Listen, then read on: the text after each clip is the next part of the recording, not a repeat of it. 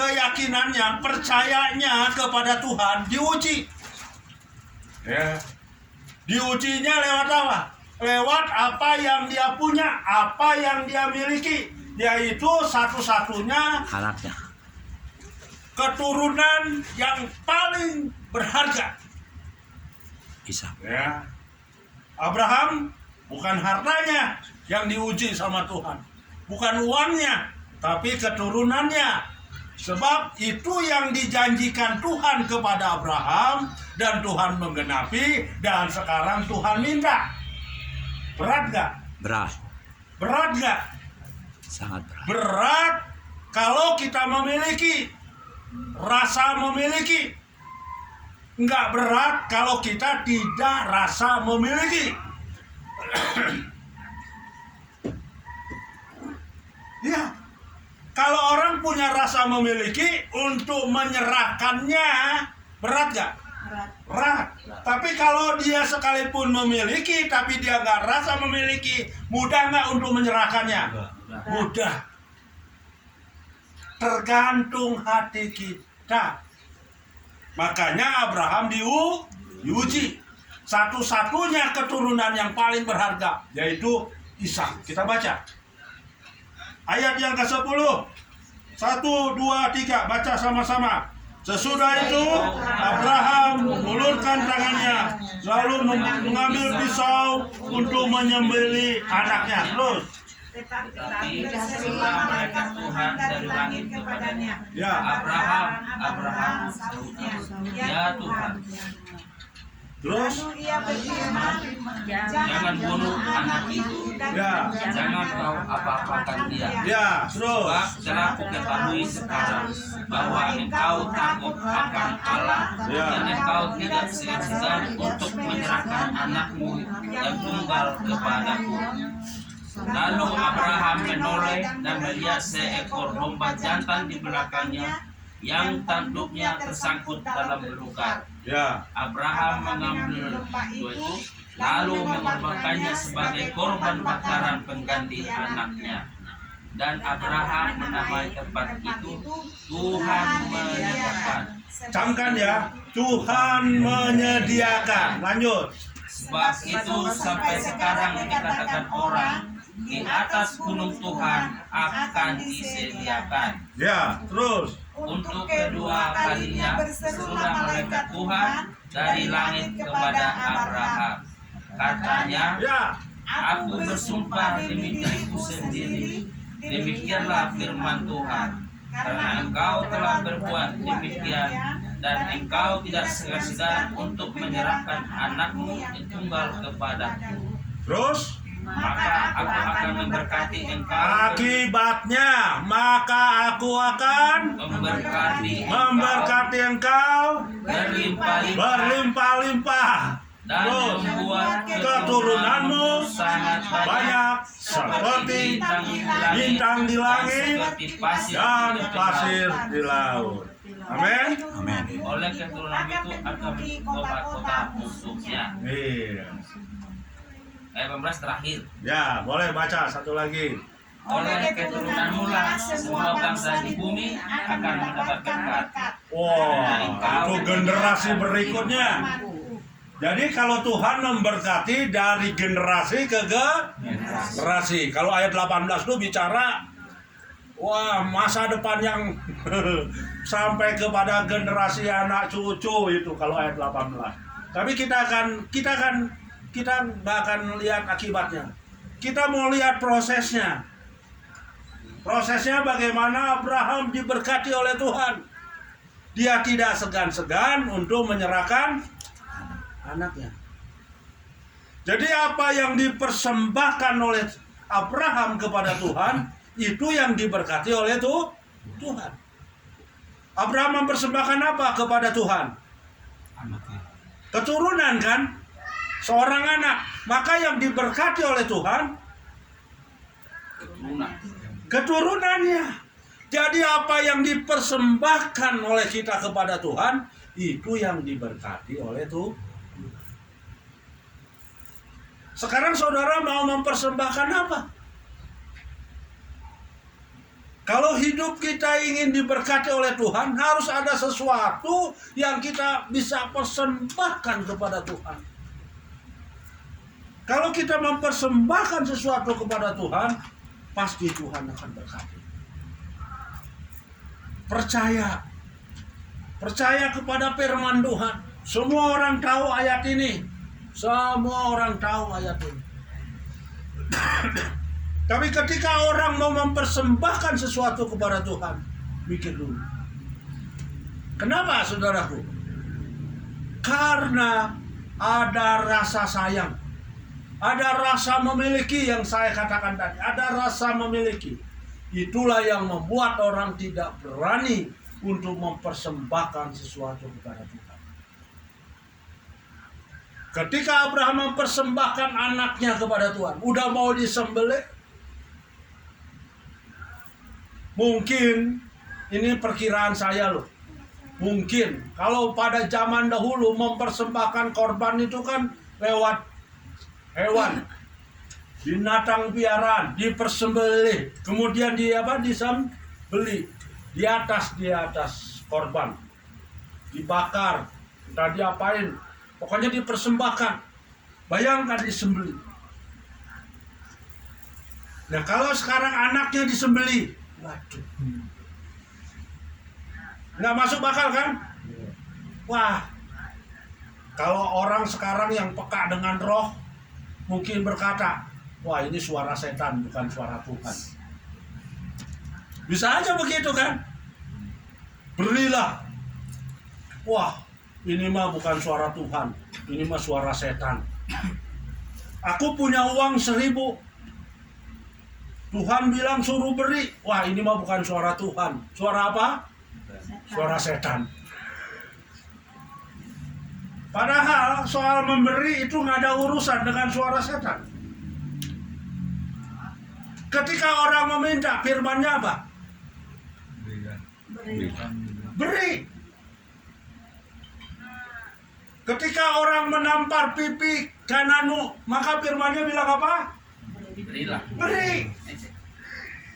Ketika orang minta pakaianmu, firman-Nya bilang apa? Beri. Ya kan? Ketika orang menyakiti kamu, firman-Nya bilang apa? Ampuni. Beri. Ya sama, mengampuni itu beri. Ya kan? Berilah pengampunan. Nah, persoalannya kenapa orang nggak bisa memberi? Itu yang menjadi masalah. Itu yang membuat akhirnya tidak ada jembatan, tidak ada akses dari Tuhan kepada hidup kita. Kalau kita bisa memberi, maka kita membuat jembatan supaya Tuhan memberkati hidup kita. Ada jembatan. Ada jembatan. Dan jembatan itu adalah menjadi saluran berkat untuk hidup kita. Amin. Amin. Amin. Amin. Di sini di tengah ada jurang. Di sini ada apa namanya? Hutan juga. Di sebelah sana juga ada hutan. Cuma hutan yang sebelah sini itu banyak binatang buas. Tanahnya gersang, banyak ular, banyak kalajengking. Di tanah yang satunya lagi, di seberangnya cuma dibatasi dengan jurang pemisah. Tanahnya subur. Orang pilih mana? Yang subur. Tanah yang subur kan. Tapi bagaimana untuk sampai ke sana? Dia harus bikin apa? Jembatan. Kalau tidak ada jembatan, orang nggak akan pindah sampai ke sana. Nah, jembatan itu adalah memberi, saudaraku. Sebab ketika seseorang memberi, maka orang itu akan keluar dari kemiskinan. Sebab memberi itu mematahkan kemiskinan dalam hidup kita. Selama orang tidak memberi, selama itu orang itu akan hidup dalam kemiskinan. Kalau kita mau keluar dari kemiskinan, kita harus memberi. Kalau kita mau keluar dari penderitaan, entah itu penderitaan sakit hati, entah itu penderitaan karena tidak bisa mengampuni, dia harus keluar untuk memberi pengampunan, untuk menerima kenyataan hidup, untuk bersyukur. Jadi saya bukan hanya sebatas berbicara soal uang saja. Ketika orang memberi, maka hatinya menjadi lega. Ketika orang memberi pengampunan, hatinya lega nggak? Lega. Lega. Ketika orang memberi uang, hatinya lega nggak? Lega. Kalau nggak lega, itu masalah di dalam diri kita, ada trouble. Enggak, saudaraku. Ketika saudara memberi apapun, itu akan terjadi kelegaan di dalam jiwa kita. Halo? Ya. Mau diberkati seperti Abraham? Mau. Jalannya cuma satu. Beri. Memberi. Apa yang kita beri itu yang diberkati oleh Tuhan. Tidak ada pemberian, tidak ada berkat. Kalau kata siapa? Almarhum Pendeta Yakob Nahwe katanya. Tidak ada doa, tidak ada apa? Berkat. Sedikit doa, sedikit berkat. Banyak berdoa, katanya banyak berkat. Sama dengan konteks memberi juga sama. Sedikit memberi, sedikit berkat. Banyak memberi, banyak berkat.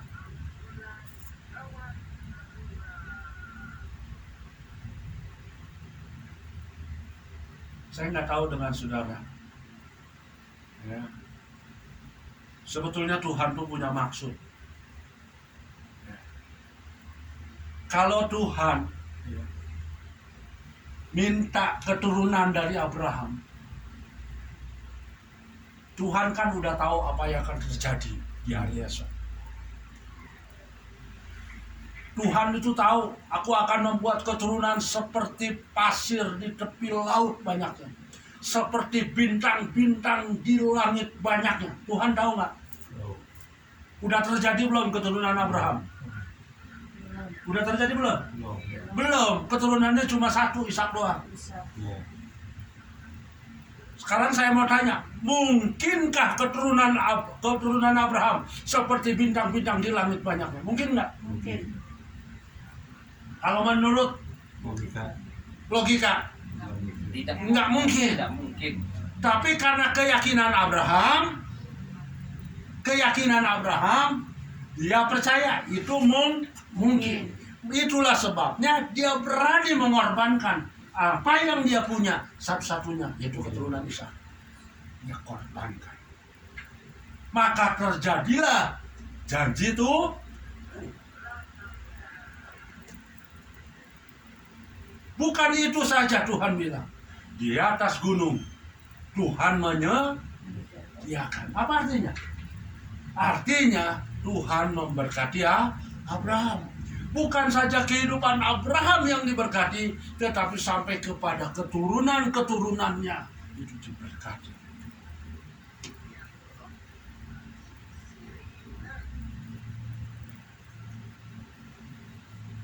Saya mau tanya sama saudara, memberi susah atau gampang?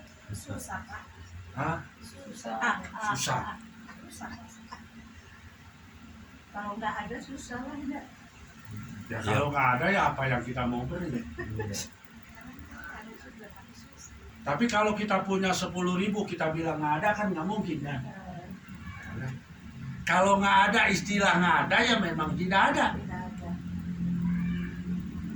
Coba kita baca satu ayat. Nah, sekarang kita lihat.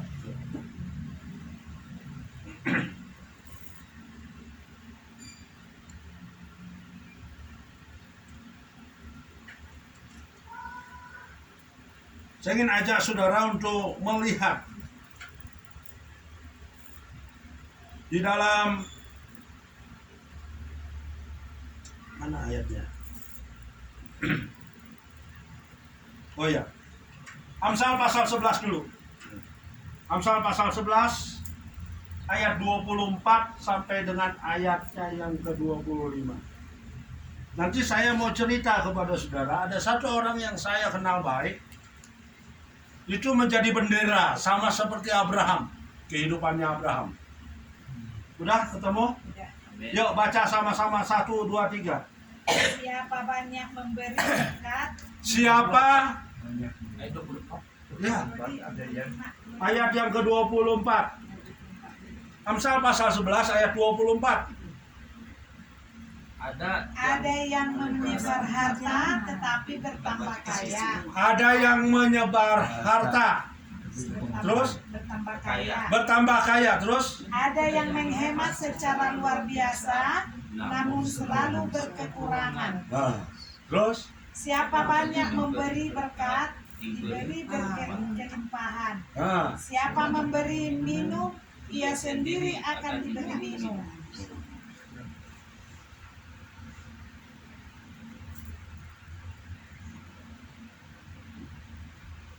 ada yang menyebar harta, tetapi makin miskin. Tetapi bertambah kaya. aneh enggak? Kalau hukum filsafat dunia lah, ya, berbeda dengan firman Tuhan. Pengertian firman Tuhan itu berbeda sekali. Kalau filsafat dunia itu kita harus mengumpulkan uang sebanyak-banyaknya, betul. Makanya orang yang rajin mengumpulkan uang kebanyakan pelit. Kenapa? Karena hasil susah payah. Sedikit-sedikit lama-lama jadi bukit. Itu kata orang dunia.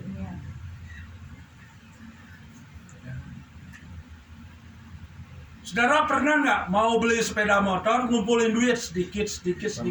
Pernah nggak? Pernah. Kebeli nggak? Kebeli. Hah? Kebeli nggak? Jujur aja, kebeli nggak? Nggak jadi, nggak kebeli kalau kita mau jujur. Enggak kebeli. Jadi nyicil. Nggak kebeli. Kalau nyicil ya oke lah. Ya kan? Kalau nyicil kan ada sarananya. Kalau ngeridit gitu ada sarannya. Tapi kalau sengaja kita punya uang cash, kita mau ngumpulin sendiri, maka istilah itu sedikit-sedikit lama-lama jadi bukit. Itu bohong. Benar. Saya hidup ini sekarang umur saya ini 60 tahun. Selama 60 tahun saya ngalami yang namanya ngumpulin duit. Mau beli sesuatu nggak pernah jadi. Untungnya kepake sama keperluan lain. Boro-boro kita mau beli rumah, betul? Iya benar. Rumah kan nilainya berapa? Nggak pernah kesampaian. Waktu anak saya mau kelahiran anak saya yang pertama nih, waktu dia mengandung anak saya yang pertama, itu betul-betul kita ini hidup di dalam kekurangan dan keterbatasan. Betul. Ngumpulin uang supaya untuk ada biaya untuk melahirkan, biaya rumah sakit gitu, nggak jadi. Benar, nggak jadi. Kan udah tanya-tanya kan berapa biaya kalau lahir normal sekian ratus ribu. Uang dulu kan gede, ya kan? Kalau sekarang berapa juta kan begitu kan? Kalau dulu berapa ratus ribu, sekarang berapa juta, sekarang kan begitu kan? Orang sengaja ngumpulin uang gitu. Baru kekumpul berapa waktu itu? Baru kekumpul 30.000. Diminta lagi. Diminta sama orang apa? Saya kan melayani orang buta. Karitas. Ya. Saya melayani di situ, saya khotbah. Ada satu orang bilang, Pak tolongin dong beliin saya tape recorder. Balas ya.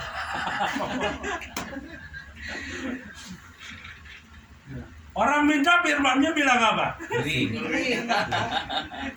Nah kalau saya nggak beri, Ada berkat. saya sih nggak mikir masalah nggak ada berkat. Saya cuma mikir, aduh ada sih uang, tapi uang saya ngumpulin buat Persiapan. biaya persalinan. Akhirnya ya sudahlah, aku ambil uang itu kan, aku belikan tip dan kasihkan ke dia. Begitu dia melahirkan, uangnya nggak ada. Tapi itulah yang saya bilang namanya kepercayaan kita diuji, sama dengan kepercayaan Abraham diuji, sama sebetulnya. Hidup kita itu semua cuma bentuk masalahnya beda, bentuk perjalanannya loh, proses hidupnya itu yang berbeda, tapi sama sebetulnya. Satu kali saya lagi jalan-jalan di Antapani,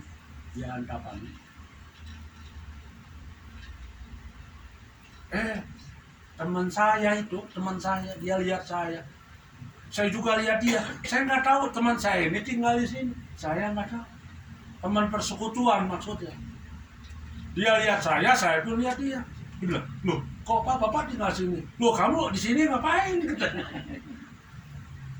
Kemudian diundanglah saya masuk, saya ngobrol. Waktu saya ngobrol dengan dia, ya kita sharing firman. Begitu saya sharing firman sama dia, saya bagiin ayat ini. Ya, malum kan kalau yang namanya hamba Tuhan kan, yang dibagiin apa? Firman. Nggak punya duit, yang dibagiin apa? Firman.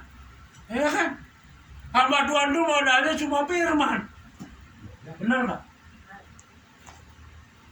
Bu, ibu pelayanan ke Medan, modalnya apa bu? Firman. Memang ada firman kan Pak. Apalagi disertai dengan kuasa kan? Amin. Modalnya cuma itu. Kita ini modalnya cuma itu. Betul nggak Mati? Ya, kita harus jujur. Ya kan? Saya mau cerita apa lagi? Kesaksian belum ada. Ya yang ada firman. Ya bagi firman kan begitu. Begitu saya bagi firman ini. Oh begitu ya katanya. Begitu saya mau pulang, dia masuk kamar, tunggu sebentar, jangan dulu pulang Pak. Dia masuk, dia keluar, dia bawa satu amplop. Dia bilang apa? Pak, saya sudah dengar firman. Kepercayaan Abraham diuji. Nah ini saya bilang, uang ini uang simpanan juga dia bilang. Untuk saya bayar utang. Sekarang saya mau persembahkan kepada Tuhan. Nah lo, sekarang saya yang bingung. Tapi dalam hati seneng juga kan. Karena aku juga butuh uang. Untuk apa? Persiapan. Bukan persiapan. Untuk biaya rumah sakit. Saudara tahu? Ya kasihkan itu, dia bilang saya berikan ini dengan berat hati, dengan mencucurkan air mata. Dia ngomong kalau saya diberkati, betul, kalau saya diberkati, aduh janganlah Pak kalau gitu, udah aja Pak buat Bapak. Kan saya punya hati nurani, tapi karena saya butuh juga saya terima, sekalipun dia ngomong dengan berat hati.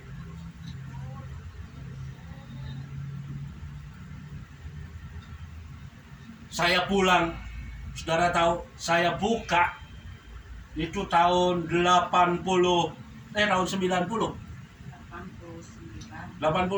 akhir lah, Desember, pokoknya bulan apa itu saya lupa lah. Tahun 90-an betul, tahun 90-an dibuka, uangnya berapa saudaraku? Cuma 2 lembar, tapi dolar 100-an. Lebih dari cukup untuk bayar Persalinan.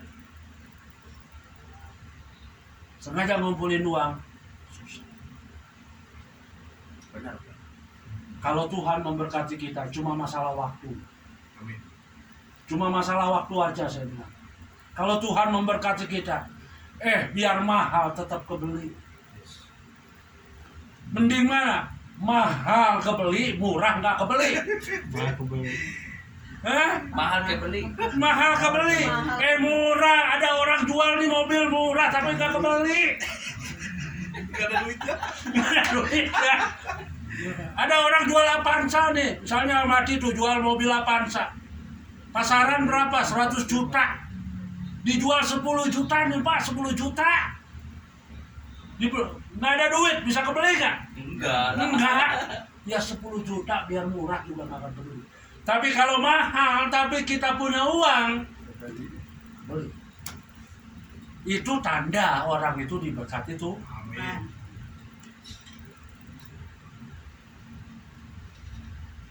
Aduh. Sampai pada hari ini, saya melihat keajaiban-keajaiban Tuhan. Orang jual tanah, saya nawar segitu. Nggak ada nego, nawar tetap segitu. Nggak ditaikin, nawar segitu. Dikasihin. Oh iya. Waktu saya beli tanah di Majapahit, dari 9, dia bilang, Pak Haji, dia bilang, saya belinya 98 juta Pak. Saya tawar berapa? 53 juta, minta sama surat-surat lagi. Sama IMB-nya sekalian. Saya nawar 53, aduh Pak itu 3 tahun yang lalu Pak. Ya saya bilang, ya saya sih iseng aja, nawar 53. Itu pun uangnya nggak ada. Tapi dia nanggapinya serius, si Pak Haji ini. Dia nanggapi serius.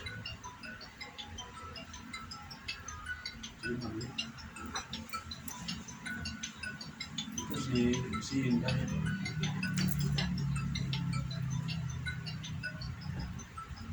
Tapi dia nanggapinya serius, saudara.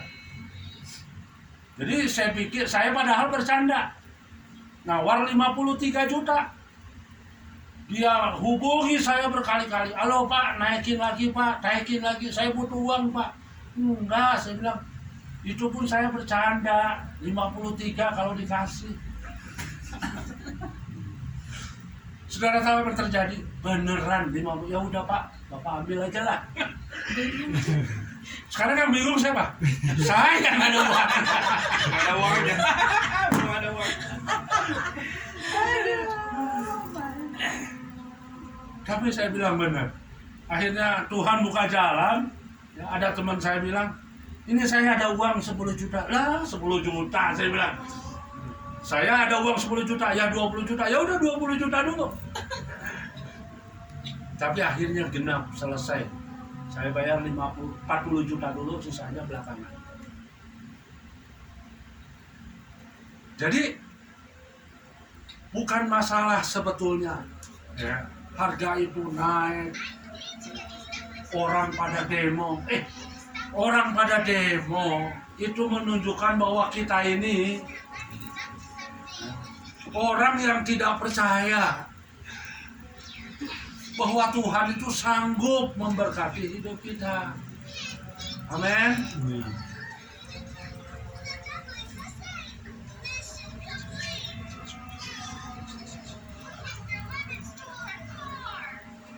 Makanya jangan menahan apa yang kita punya. Kalau kita harus memberi, kita tetap harus Amin. Ya. Jangan pelit. Jangan kikir. Boleh nggak pelit? Boleh.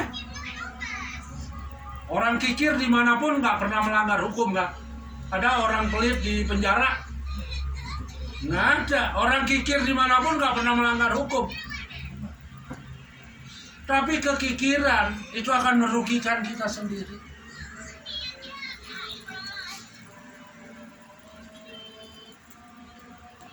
Saya punya kakak. Saya nggak tahu. Saya punya kakak saya ini, aduh. Di mobil saya tuh kan nggak ada uang apa 500 perakan waktu itu, nggak ada uang 500 perakan. Yang ada uang 1000 perakan. Pas kita pergi ke satu tempat, dia bawa mobil. Ada Pak Oka. Ada Pak Oka kan yang suka minta uang itu, yang suka markirin itu. Dikasih sama kakak saya pakai uang 1000-an. Kakak saya bilang begini, pulangan 1000, pulangan 500. Ngasih 1000 masih minta kembalian 500. Aduh, saya bilang, udahlah, kenapa mesti minta kembalian lagi 500 perak? Banyakkah orang model begitu? Banyak. Saya juga dulu begitu. Nih istri saya yang tahu. Kalau ngasih bayar bayar ongkos angkot, Kembalian. ya kembalian. Kan lumayan Pak. Kembalinya buat ke sekolah gimana? Bukan kembalian, kadang kurang lagi sama pelitnya.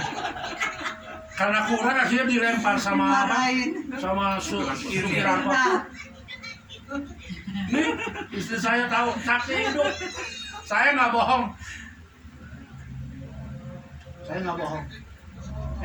Yang pelit itu bukan laki aja, ibu-ibu juga sama. Kalau nawar di pasar, ya ampun.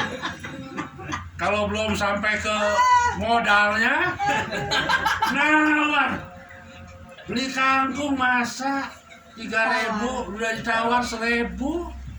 2.000 udah dah, 500 aja, 2.500. Gara-gara 500 nawar nggak masuk surga. Itu tanda orang pelit. Orang yang suka memberi, udahlah, cincai kata orang Cina. Cincai lah. Cincai itu apa sih? Ya udahlah, nggak apa-apa.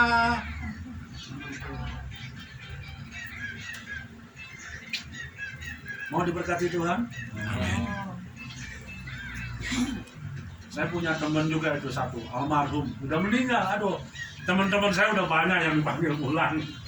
Ya, kadang saya udah nggak ada teman benar sudah. Ya, teman saya kemarin juga barusan dari Jakarta udah dipanggil pulang. Ya, aduh. Sebelum dipanggil pulang tuh pamit dulu lagi sama saya. Aduh. Ini Abraham itu masih muda sudah banyak. Aduh, mau meninggal pamit dulu. Aduh.